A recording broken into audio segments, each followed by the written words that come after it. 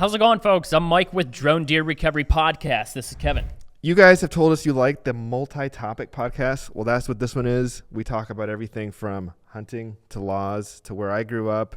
To you buying your gun. Shooting things. First gun. Yeah. Yep. So there's a lot. Also, insurance, drone insurance, what you need to know. Ag. We talked about ag, what's coming next season. Megalodrone. Megalodrone. Yep. Stick around. You don't want to miss it.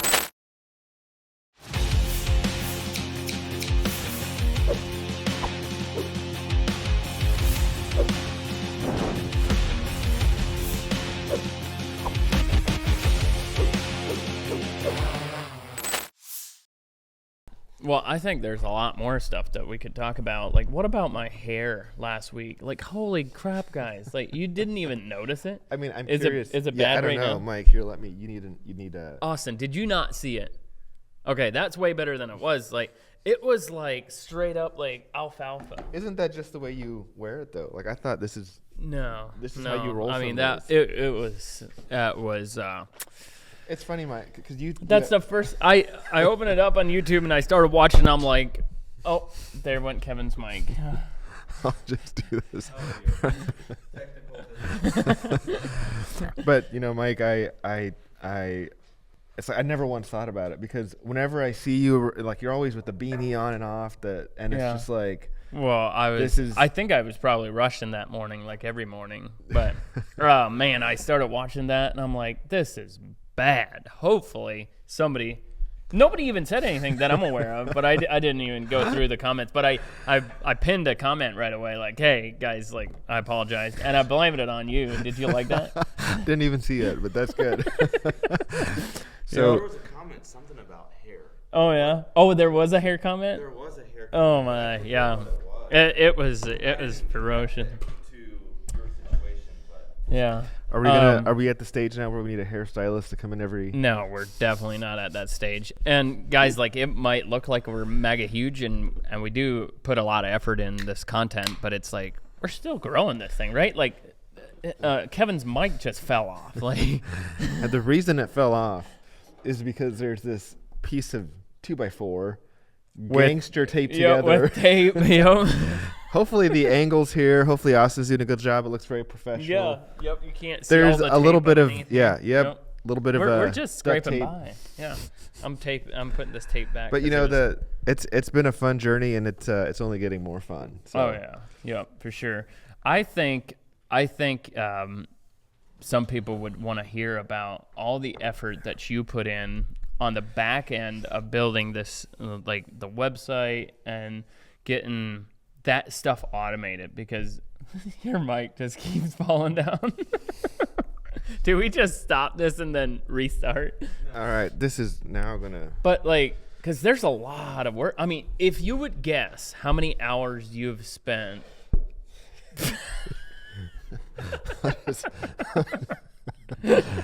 Yeah, I spend a lot of hours. just a simple turn thing right here that gets tightened up. No, this was. Oh, that was. Oh, Oh, well, this okay. is. Wow, even more embarrassing. This is user error. Okay.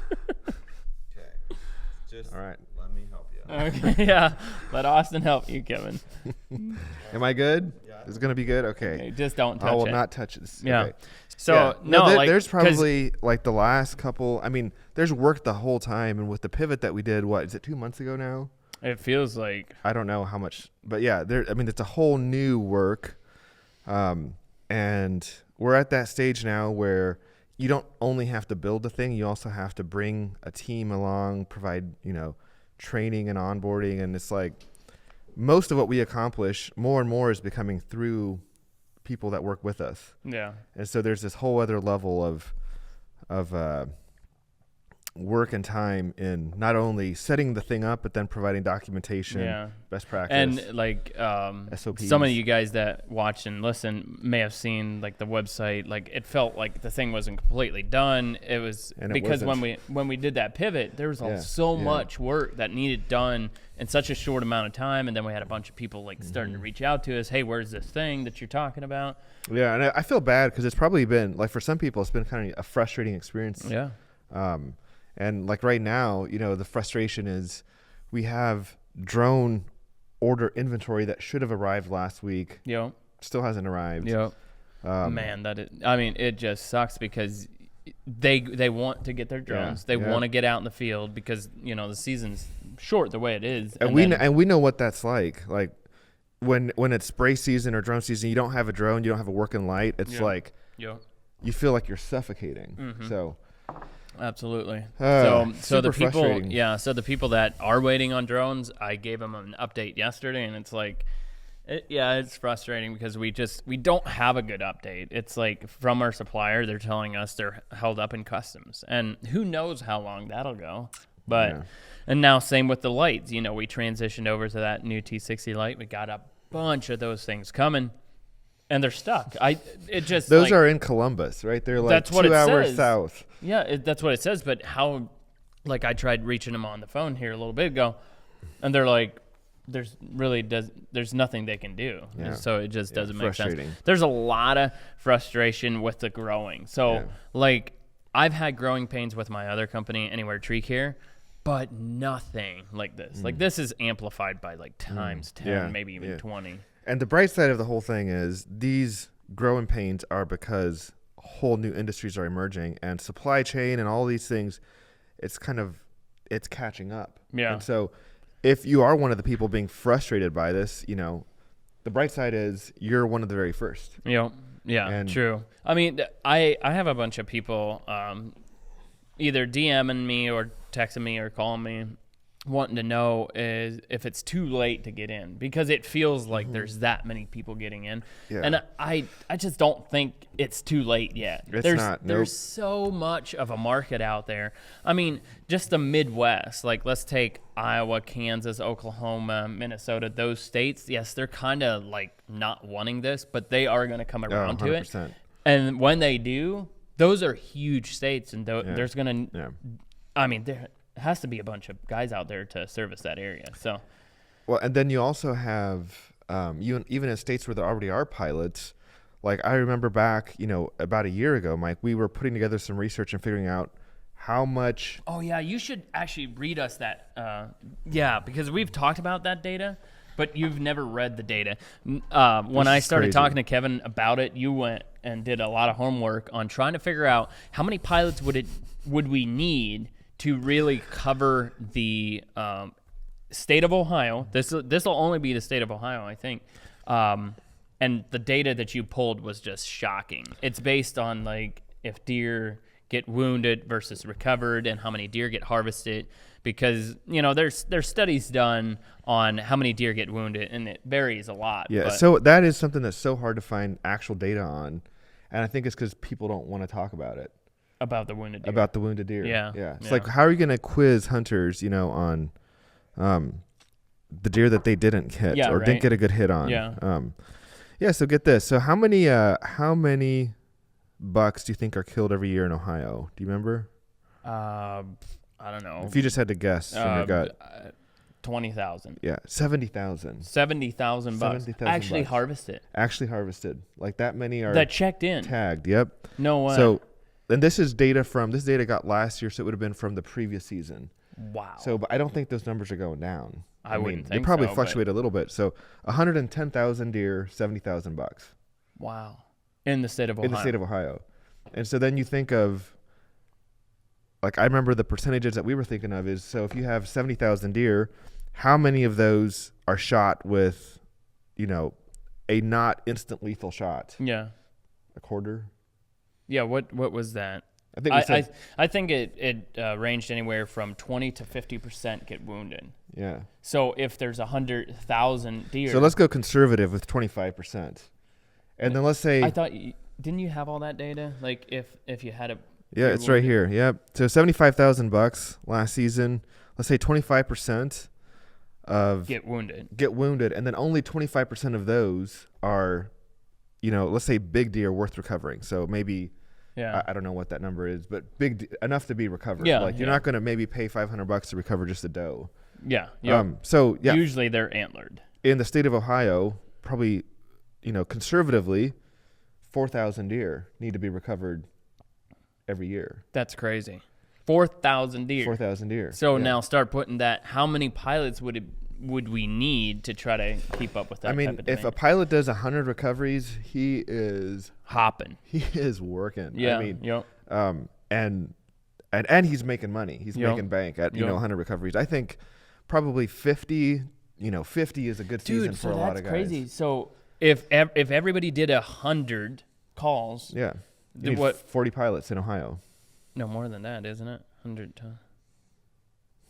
Oh yeah, that's true. So 40 pilots just in the state of Ohio. Yeah, but that would you are moving to try to do 100 Yeah, because last year I did 100, but man, by the time I got done, I was whipped. Huh. So and then the crazy thing is, okay, so how many deer are there? So Ohio isn't like we have big deer here, but like we don't have the most deer. Yeah. Texas, like it's hard to get. It's just estimates provided by the state since they don't have tags the way that we do in Ohio. Oh, they don't. Okay. $500,000, about 1 million deer killed every year in the state of Texas. What? So when you're out there and you're Oh wondering, my is gosh. this, is there still space for me? The two things that I remember when we were telling guys way back at the beginning last year, here's the market analysis you need to do. You need to see, are dog guys in your area, are they busy? Yep. If dog guys in your area are sitting around and, the dog guys aren't working, then you're probably not going to get work with your drone. Yeah. Yep. If dog guys are hopping, you can never get a dog guy. They're always, whatever. Yep. Chances are you're going to come there's in gonna be and there's going to be work for you. Yep. Huh. And then the second thing is just see how many bucks are killed in your state, Yep. how many are killed in your county, and then use some of these, whatever numbers you think are accurate, with Yeah. percentages, wounded, whatever. What I want to say to people also is don't this what we're talking about, don't expect to spend $13,200 on your drone kit and pay it off in the first season. I mean, I did that, but there was nobody else, right? There are a bunch of people coming around to doing it, but it's like even if you could get your return on investment in say 2 years, that's still good. Yeah. There's not businesses out there that you can buy that equipment and have it paid off in 2 years. Yeah. So. We added a financing button. It's super easy now to get your equipment financed through the website. And I'm seeing these quotes come in anywhere from $250 a month to like $500 a month, for terms of 6 years to 2 years, basically. Wow. So if you're out there, in 2 years, you're going to pay $500 a month. That means every year, I don't know if that math works. No, I'm not sure. I can't do quick math. Yeah, that's about right. So $6,000 a year. It's probably a little more than that. Yeah. If you're So gonna pay it off 6,000 in 2 years. in 2 years. Yeah. Yep. But think of paying off $6,000 worth of equipment, doing calls per year. Yeah. And see, we're only talking easy. deer recovery. We're not even talking drone pet recovery. Doing recovery on drone, pets. I had to give Austin's number out to a couple people just this week that were wanting to have their pets recovered. It's a thing. Yeah. And the more this grows, the more people will see how you can use this tool, this equipment to recover pets, even help with search and rescue. That type of stuff might be volunteer, but when you do volunteer work, that will pay itself back in the long term. It always does. Yep. And, totally. And I think after herd analysis is another thing that our capacity to even, we're so busy right now with what we're doing. Yeah. I was just have talking not put a lot of time into that. Yep. I was just talking to a customer yesterday. I want to do herd analysis, but there's so many other things inside the company right now that we're, doing, selling drones and training people and doing service calls and doing drone pet recovery and creating the media. It's we're going to get to the point where we're going to either have to sub this, these herd analysis out, or have pilots in those states that have the equipment, that have the training, and then they can go do that type of work as well. Yeah, and that kind of makes me think of, talking about expansion and growth and stuff. On Friday, we have a call with our attorney. Next steps on setting up an association. Yeah. How do we set up an association where people like you, whether you're an existing pilot or you want to become one, we can pool resources, have monthly or yearly kind of fees that are all paid toward lobbying, towards, getting laws changed. And the cool thing is we have enough eyeballs, Mike, that we get these these outdoor lobbying groups that contact us and say, that they want to work. They want to work for us. Yeah. It's like, so all that we need to do as kind of one of the leading voices in this emerging industry is how do we help people come together, pool resources, and then let's move forward with some of these ethical laws. And my thing with this association that we're looking at establishing is like, it's not just for drone pilots, right? It's not just people that want to have a business in the drone space, but it's for sportsmen as well. Like if you're a hunter and you live in, let's say, Illinois, and the state of Illinois is telling you you can't hire a thermal drone operator to come out and recover your carcass, like this is something that you should be interested in joining as well, because what this is going to do is it's going to move the whole industry forward on allowing this technology to be used in those states. So the association really is not just for businesses, it's for everybody that is involved in the outdoor hunting space. It makes me think of Canada. Canada, I've probably spoken with 15 or 20 people in Canada, and people who express a lot of interest. But I don't know what it is. I don't know what the laws up there are. I'm imagining they're probably more complicated and strict than they are here in the U.S. But so many Canadians have called us and said, "Can you guys come up here? Can you come across? Or can I start doing this?" Yeah. And I've always tell them, like, I don't know what your laws are. Figure out your laws, and then I'll help you get set up. Never hear back from them. Yeah, just from a conservation point, like if you just start thinking about the conservation on using thermal drones, like maybe it's not even carcass recovery, but it is herd analysis. Like what if Illinois' stupid law doesn't even allow you to do that? Like it's like, why, like that makes no sense if this whole industry is suffering because you got some dumb law that tells you can't use a drone to look at wildlife. We had this week in the latest update on dumb laws. So explain this one.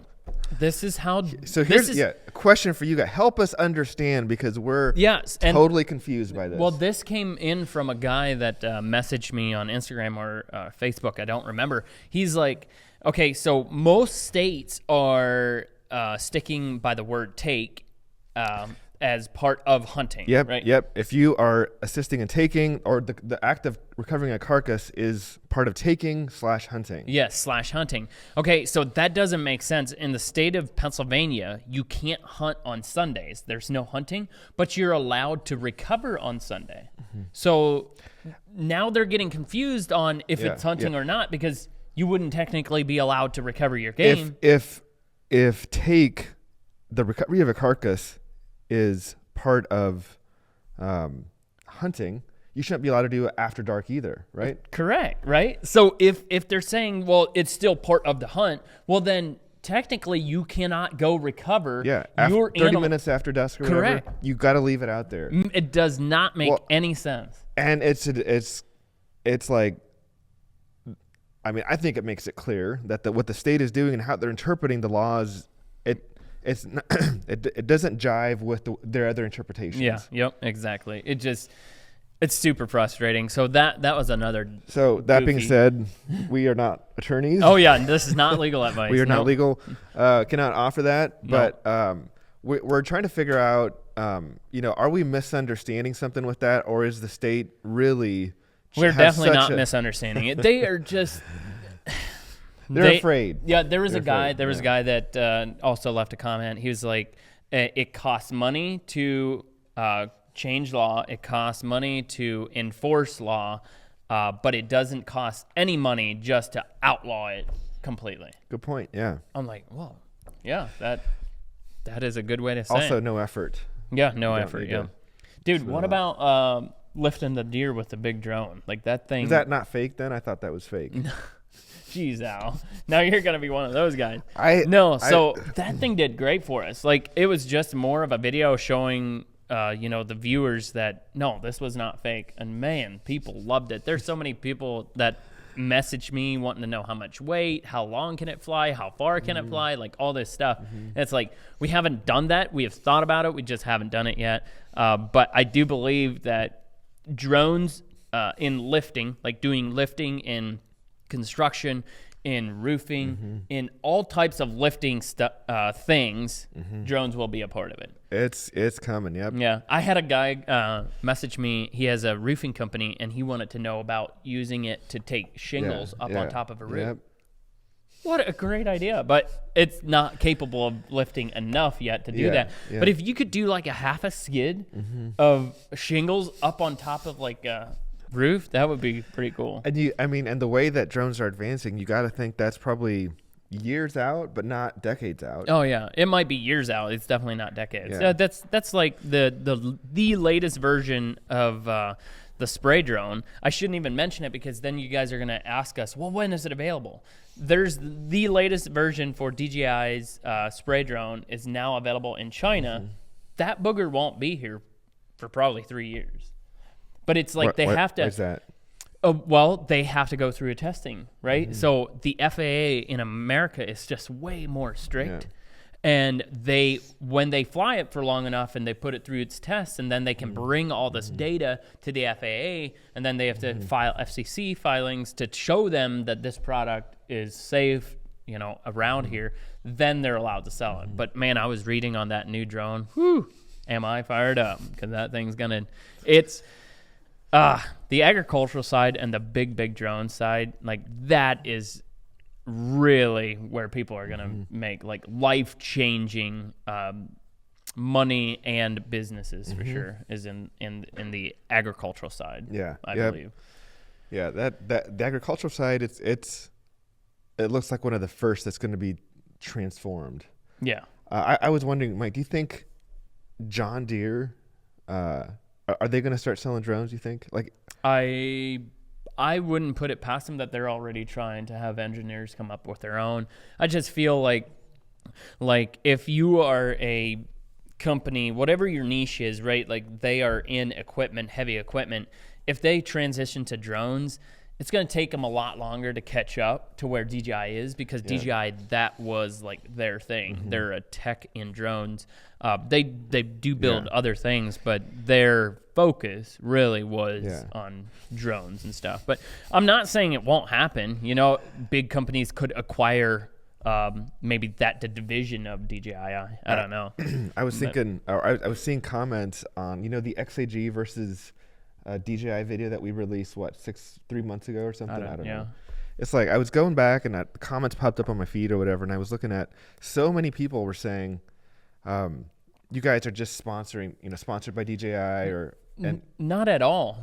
Not at all. I truly wanted to love that XAG because of its parallel processing. It's built like a tank. I mean, dude, it is a really good drone, but the software side of things that these drones fly on is all AI. And if it doesn't work, you sit out in the field ripping your hair out because the thing is not wanting to do what it's supposed to do. And if you for those of you that are drone pilots, out there finding deer, if you know what it's like to show up and your equipment doesn't work while you have a customer waiting, think of having thousands of acres with farmers that need to be sprayed.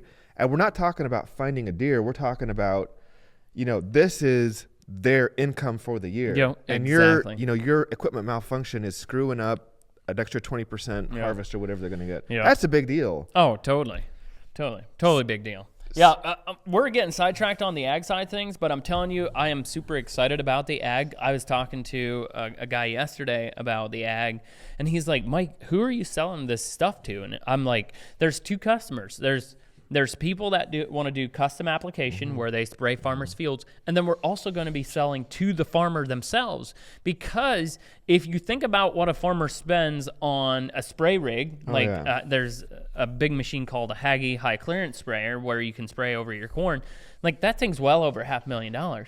If we can get them set up with our spray rig, like we haven't released it yet, but we're working on basically a turnkey, back your truck up, hook this trailer up, and you're going to be a sprayed operation just like that. And we'll sell those to farmers because it's going to cost them like $100,000 to get into that versus $500,000.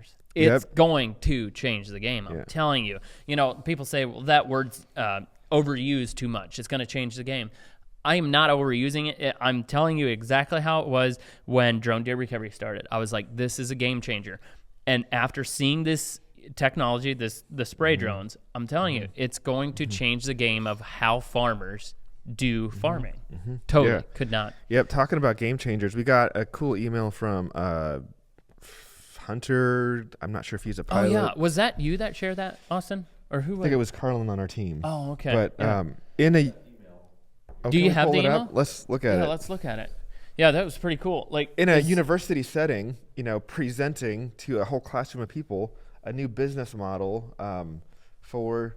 And he talked. No way. And he talked on drone deer recovery. So, do you just want to read that, Kevin? Yeah. So we'll read the. Good morning. My name is Steve, and I'm a student at the University of Minnesota. In one of my classes, we were required to present a relatively new business to a class of 200 students. As a hunter, trapper, fisherman, outdoorsman myself, I have been intrigued with your company since its startup. I hope y'all don't mind, but I chose to present your company and give a deep dive on the importance of animal conservation, recovering animals, and making the fullest effort to harvest an animal. The class was very interested and will probably be searching for more information about you guys in the future. It's been exciting to see your expansion so far, and being a Minnesota resident, I'm excited that there are now operators in this state. I always look forward to seeing the videos and the podcasts along with the information put out to further educate people. Keep doing what you're doing. All that I've heard from people is positive feedback. Not sure if Mike or Jay want to see or hear about this, but I took a couple of pictures for your viewing. That's so cool. Like down there, seeing it on a big screen, it looks like that's definitely on a big screen. I've never gone to college. Sorry, so I don't know what that looks like. Is there tell me, Austin, is it like a stadium or how? Typically it's just a classroom, maybe about 50. But do you sit up they usually have one general conference room. Oh, okay. Okay, I wasn't sure if they'd be kind of like sitting in a stadium or Do you have bigger versions of these photos? Can you put them up? That'd be cool. I don't have them right. Thanks so much, Steve, to do that. I mean, I greatly appreciate it. And to hear that that's in a college, I'm like, oh my gosh, this is just a little ex-Amish boy that started drone deer recovery, and now they're talking about it in college. But the thing that's fun to me in this is here's a college student, an outdoorsman, a trapper, fisherman.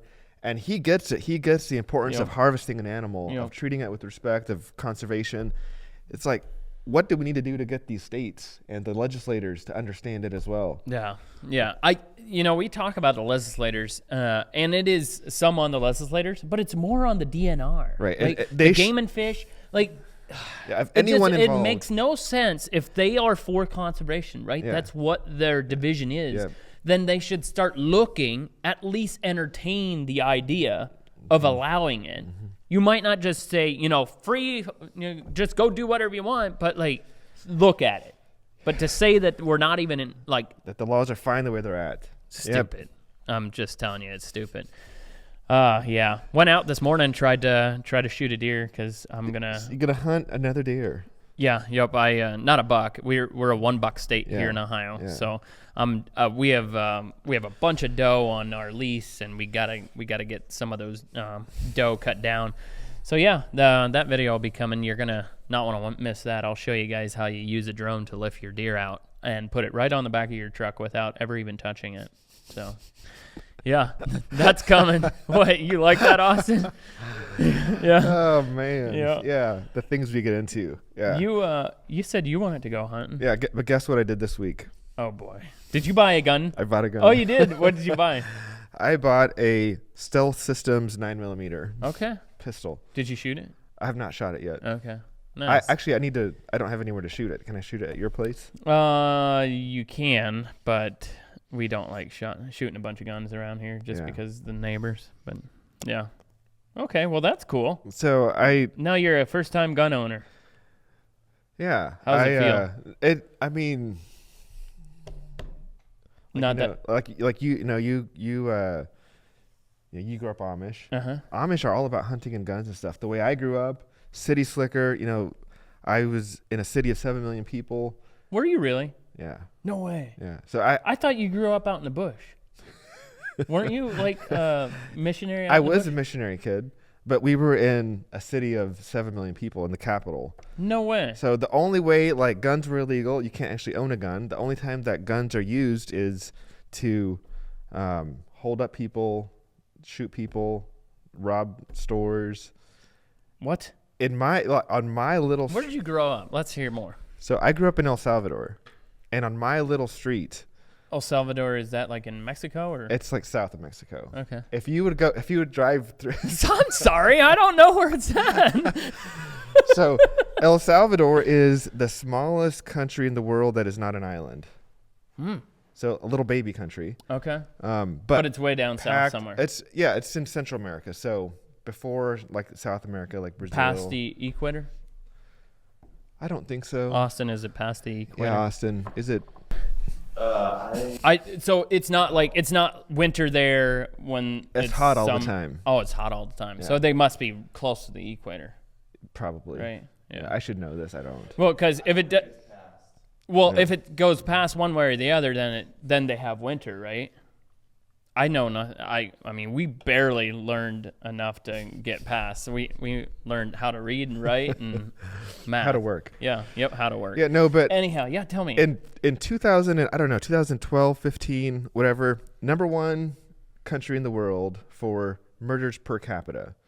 So per 100 people, more murders in my country of El Salvador than any other country in the world. Wow. Okay. So I think we should clear this up right away. You are a U.S. citizen. I'm a dual citizen. You're dual citizenship. Yeah. Oh, So I have Can I two. get it? Can I get that? No. You got to be born there. Oh, no way. Yeah. So Can I be born again? Like go down there and if be you were born again, I don't know if they give passports for that, but like born again, like go down there, get baptized in the name of Jesus, born again. Now I get here's it. your passport. But no, there were 3 robberies on my street, and You seen it, or you just heard yeah, it? No See, way. It was like, and Mom would always yell, and I'm talking gunshots, like I'm talking bank robberies and shootout down the street, and Mom would be like, "Shut the door and get back in here," and I would peek out this little slit, and down there, I could take you there today. You can see bullet holes in the wall No way. from like an assault rifle when the police tried to stop a fleeing vehicle. Oh my gosh, I'm a little freaked out. Different. not know that. Anyways, so guns, you aren't allowed to own them, and so then suddenly I'm in a whole other culture where it's like guns are, and then I think we love our guns. we in love our America. guns, yeah, and guns are good. They're good for the country. I mean, let's not get political here, but I think people should own guns. Is that Sales political? pitch from Kevin Nisley. He bought his first gun, buy guns. If I can tell you anything today, just go buy a gun. Oh man. No, that's cool. So, but so yeah, you buy it locally or I bought online? I went down like J&L Sports whatever. Okay. I'll give them a shout out. Nice. Treated me really well in there. Nice. So you just like walked up and said, "Hey, I want a gun." And the guy said, "Have you owned a gun before?" No way. Did you did all the paperwork, right? Yeah, Like, yeah. And you're just Background check, nice. clear. Nice. Good deal. Anyways. Well, I'm happy for you to own So, your first gun. Now you need to learn how to I got to shoot it. learn how to shoot it. Yeah, Yeah. and I'm going to get my concealed carry permit. Dude, I just thought of something. If you go hunting on an apprentice license. You never even did your hunter safety course. Right. Yeah, never done Dude, that. Like you got to do that. I mean, I think that's legal, right? I think I did Yeah. something. I had to go with someone No. else. Or... No, there's an apprentice license. Yeah. You can get Yeah. it for 6 years. It's basically to try out hunting to Yeah. see if you like it. All right. And if you do, then you take your hunter safety. Because I remember I bought a tag. Yeah. And it's actually funny we're talking about this because my wife just pulled out the Christmas decorations, and my horns are right there. They're about that big. Oh, jeez. My horns. If you pull out the Christmas decorations and they're hid inside the ornaments, your horns aren't too big. They're painted white, and You painted them? I painted them white. Took them out to the garage, spray painted them white. They're now a beautiful addition to the whatever my wife sets up for. No way. I have Celebrations. never heard of this. He maybe shot a cow. Yeah. Not Actually, antlers. They are antlers. It's a 6-pointer. I mean, so it's 3 on each side. Nice. That's 6. I mean, that's Yeah, that's a 6-pointer, yeah. So I mean, 6-pointer ain't bad, right? I mean, that's like. Yeah, I found that's I found a forky yesterday. Oh yeah. So, Yeah. I would not do 4s. I'm more about the 6s and the 8s and the 15s and whatever. Nice. So. Nice. Hey, you do have to go on your first recovery. We have to do that. Yeah. You have not yet flown Yeah, a drone yeah. and found a deer. How should we do that? Because I think too that would be fun. And there's like, I think there's a lot. Okay, so it's a different thing to see you doing it in the videos. I got an idea. What? I go shoot a deer. Yeah. I tell you nothing of where it ran, and you try to find it.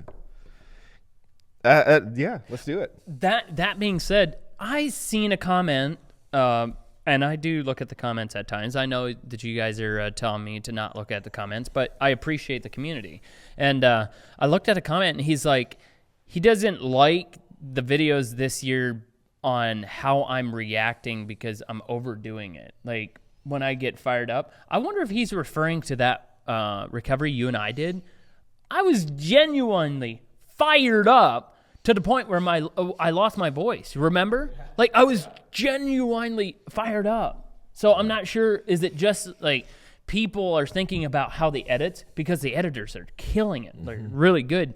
Like, I think they can build that up to the point where it's like the edit is building it up and not mine. But I'm like, dude, that is genuine. Like, I get fired up. Like, what?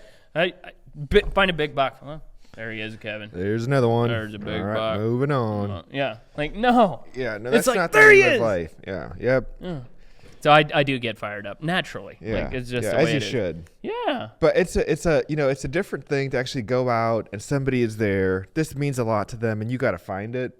I think that's actually something, Mike, that I think a lot of first-time pilots, I mean, it's kind of a scary thing, I'd imagine. The first time you go out and somebody is standing right there. Austin, was it a little bit? Yeah, you could probably what tell was us it like how for that you? is- First how time that that you went. went out to find one, all by yourself, nobody hand-holding. Yeah, and it was hard because I couldn't find it. Oh, you didn't. Oh, find you it? didn't find it? The first one that I did Yeah. Oh, yeah. find it, so it definitely messed with your confidence. Yeah. But you know what the technology can do. It's just when those eyeballs are on you, you're like, oh, man. Like, Yeah, yeah. I got to find this thing. But you can't find a deer if he's not there. Yeah. Like, I tell people that all the time. You know, people want to, they want to know our success rate. My thing is this. If the deer is in the search area, we're going to find it. It's 98% chance that we're going to find the deer if he's in the search area. If he's not, then... But that's a level of confidence you've gotten over hundreds of hours of flying a drone. Oh, yeah. No, you definitely won't have that right off the rip. Yeah. But it's like you need to get, what, I would say 5 under your belt, and then you'll start becoming confident. Yeah, I found the second one. He was still alive, Yeah. but I told him that he would die in the morning, and sure enough, Oh, yeah? what happened? They Nice. died in the morning. So that definitely boosted your confidence. Yeah. Nice. So, Mike, I think what we should do is I want to go find a drone for an actual customer. A drone for an actual I customer. want to go find a deer for an actual customer. Okay. And then you let me fly for, like, I'll fly for an hour. Mm-hmm. If I can't, find it, then it's like you get to find it. I believe you know how to fly a drone good enough that if you don't find it in an hour, I probably won't either. But we could do something like that. Yeah, I think because you know how to handle a drone, it's basically the eye knowing what the image. What's a rock? What's a Yes, stream? Yep. Yeah, those are comments that, like, I see also on the shorts and stuff. Like, what are all those red things, and why? Kind of like, why are you not looking at all those? Yeah. It's because you can. You learn, like, what is water, Yeah, what is a rock, and that type of stuff. That's why we don't look at them. But you definitely do in the beginning. I would how say you that if learn. I would have went with Austin this year and he would have been sitting there and spending 30 minutes looking at rocks, I would have been like, okay, like, let's move on now. But you had to. Once I was like, oh, I feel good about this because it looked like a laid out Yeah. and it was like A perfect it was just rock. A perfect rock, yeah. But you have to do it that way. You have to actually look at all those things in the beginning, Dude, like that's to such a- learn what oh, it man. looks like. Because you can't just take me saying, "Oh, it's a rock." No, you have to actually go look at all those things and then learn what that looks like to not look at it again. We should. The funny thing is going back and looking at it is that thermal looked more like an like it would have been an elephant. Yeah. I don't know if you heard that. He said that rock would have had to been an elephant, right? For the size it Something was. like that. That Can you would- hear yourself when you're talking? I think it comes through a little bit. little bit, yeah. Anyhow. It would be it'd be fun. Like, that'd be a good prank to play on some drone pilots. Is go put stuff out in the field, warm up some rocks or whatever. Yeah. And make them zoom in on something, and then. Oh, how cool would it be to do this over in Africa? Like, let me know if we can actually bring our drones over there and do that, because I would love to go find an elephant. Or a big whatever cat. is legal to. Well, we've hunt. been asked to come look for poachers. That's. You don't want to be a poacher that's caught in Africa. No, Yeah. they definitely shoot you. In about 15 minutes, I got to get on a meeting, so we should probably hop into ground chatter, huh? Oh, let's do it. Yeah, this was a article in the Pennsylvania. What newspaper was it? It was some type of newspaper. We were on the front of the newspaper. Drones for recovering deer debated.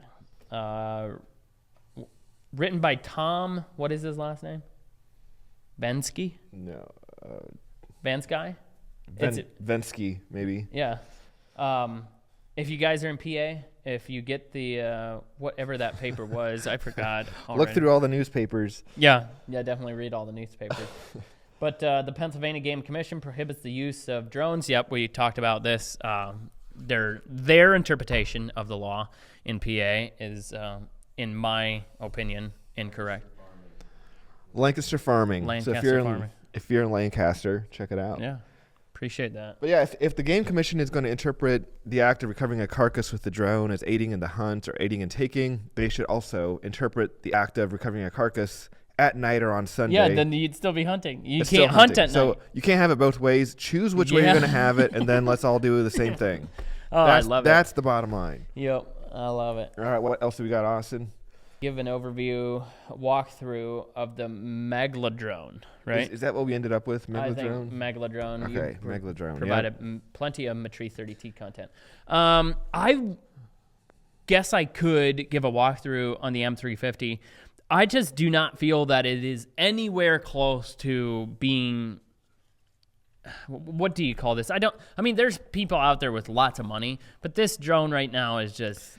It's way out of there. So if you use that HD thermal drone or HD thermal camera we have, and you have all the batteries, you have the whole 9 yards, you're looking at like almost $50,000. So it's like, I can show you, but it's just, honestly, it's not the best drone to do deer recovery right now. And it's more of an enterprise. Like it has more functionality, different payloads you can attach. Yeah. That's really where the value is in. Yep. You can do LiDAR with it. You can do a lot more other payloads with it outside of just doing thermal deer recovery.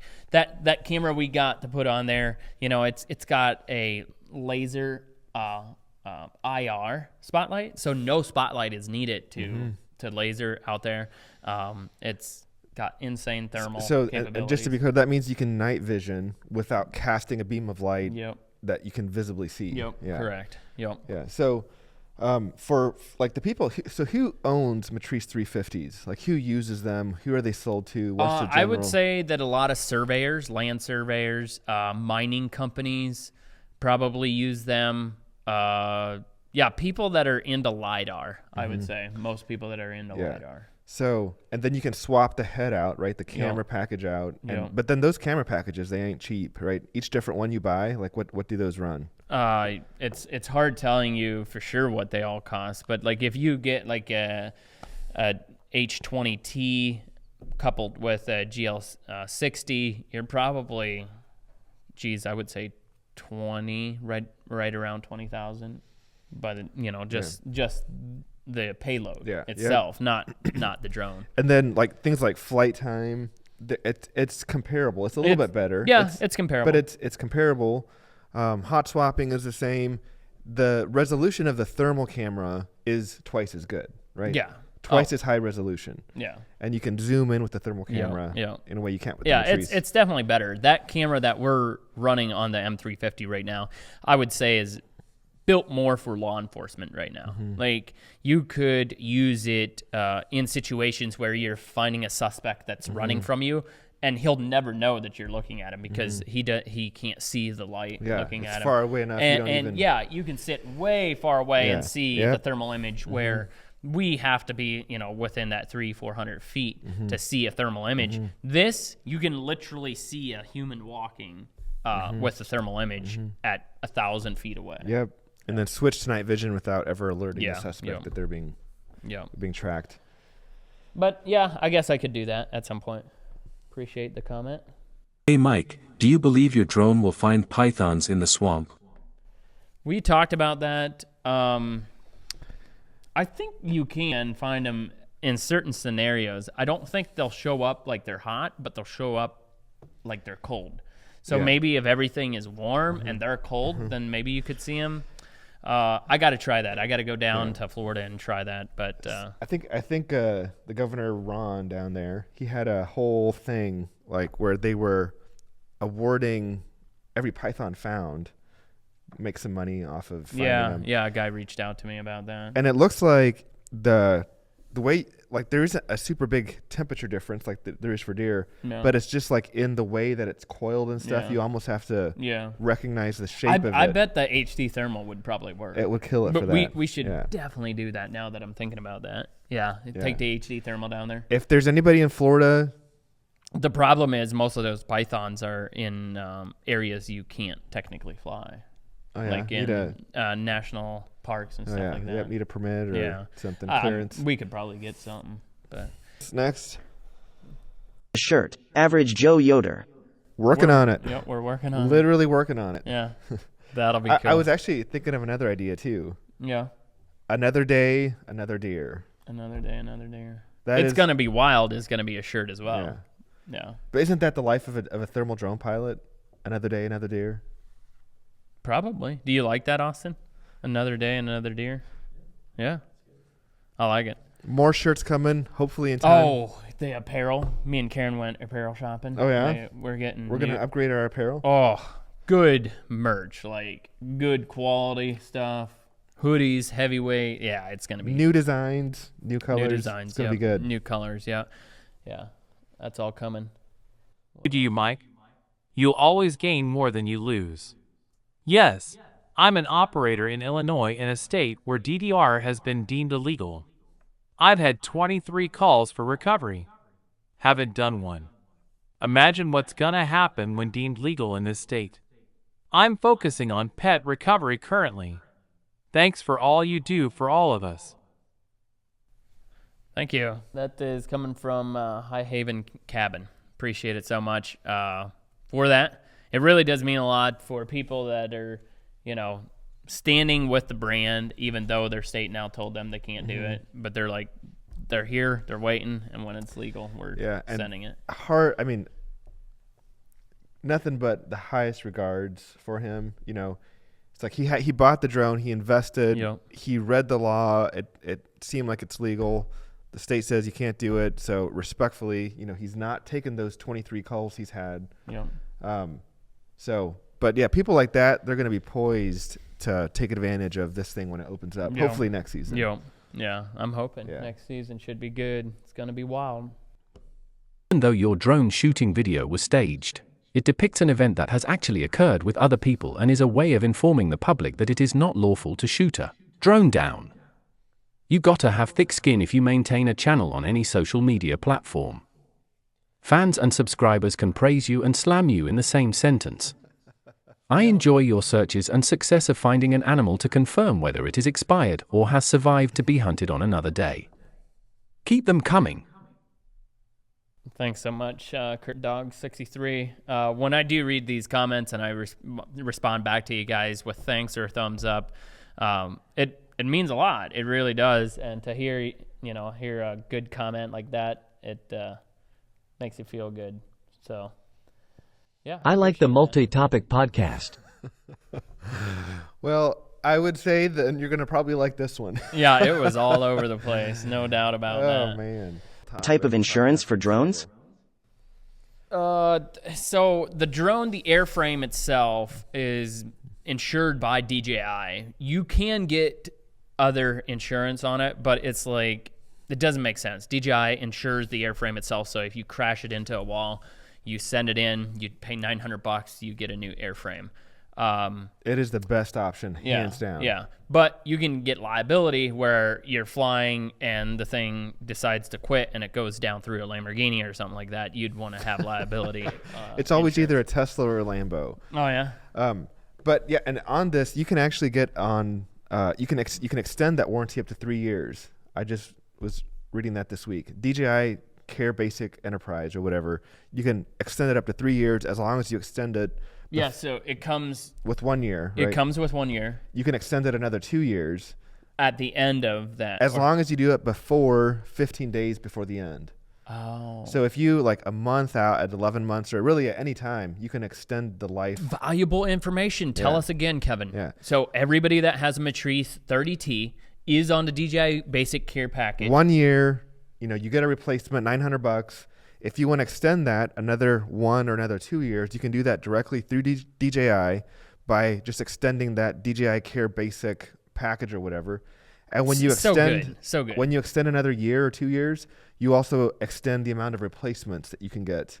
So you aren't locked into just the 1 or 2. Is it 1 or 2 replacements? It's 2 on the basic. Yeah. Yep. 2. So it costs you $900. I believe, and you'll have to double check this. If you extend another year, you get at least 1 other replacement. Yeah. So wow. The only thing that like people kind of get screwed over is if you drop it into the bottom of a lake and you can't recover the body of a drone. Yeah. Then that's going to be a problem. You're going to buy a new drone. Yeah, because you need to send the drone back. Yeah, so if it's down there for fish food, then probably not going to pick it up. Probably going to struggle. That's good. Good information. Percentage of your recovery business are all mechanical broadheads? I believe that most of them are mechanical only because majority of people hunting are using mechanicals. Mm-hmm. That's just my opinion. Yeah. I believe that most of them are mechanical because the whatever that's called when you sell so many of them, more are sold than fixed blades. It seems like what he's trying to ask is, are fixed blade or mechanical better? That might be what he's actually wondering. I don't have a preference on that. If you ask me personally what I would shoot, I'm going to shoot a mechanical, but I am staying a long way away from the shoulder. To argue that point. Yeah, I will stay away from the shoulder if I have a mechanical. If I'm shooting a fixed blade, then I'll try to sneak it up there a little closer. But if you hit the shoulder with a mechanical, I could not agree more. It can get a little dicey for sure. If I'm shooting something with a bow, I'm hitting it with an arrow probably. What? Yeah. I'm not sure what that meant. If I'm shooting something with the bow, I'm hitting it with an arrow. A sharp one. Okay, well, is that all we got for this week? I appreciate it. Yeah, it's always a pleasure. I love doing these. You guys seem to enjoy listening. Yeah. If you're watching on Spotify or on Apple Podcasts, leave a review. Yeah, please give us a 5-star review. People are actually finding us through the podcast. So I know, that's crazy. It is crazy. How does a podcast get to a new podcast? Right. How do people miss us on TikTok, Instagram, Facebook, YouTube, and find us on a podcast? Yeah, I know. I don't understand. I don't either. But thank you for watching and listening. Tell your so much. friends, and we'll see you on the next one.